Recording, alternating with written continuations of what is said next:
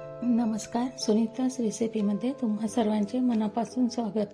आपण कधी बाजारातून संत्रा आणतो आणि ते आंबट निघतात, तेव्हा अशा पद्धतीचं तुम्ही ज्यूस करून बघा. संत्रे जर गोड असतील तर ती तशीच खाणे चांगले असते. त्यासाठी इथे मी मीडियम आकाराचे 7 संत्रे घेतले आहेत.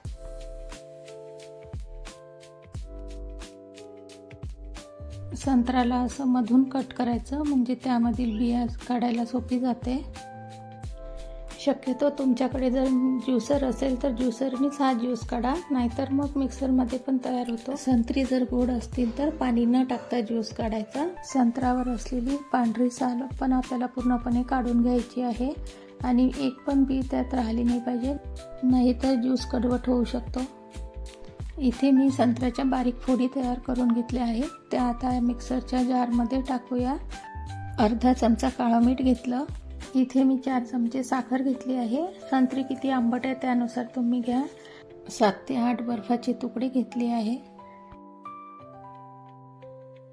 आणि 1 ग्लास थंड पाणी घेतलं. आता हे सर्व आपण मिक्सरच्या भांड्यातून फिरवून घेऊ.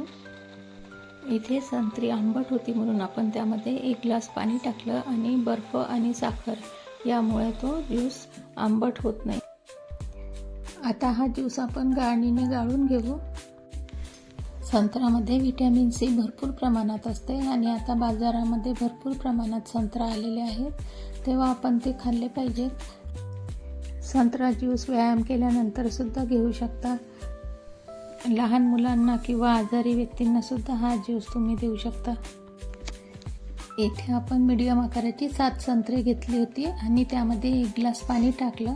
त्यापासून 2 ग्लास ज्यूस तयार होतो.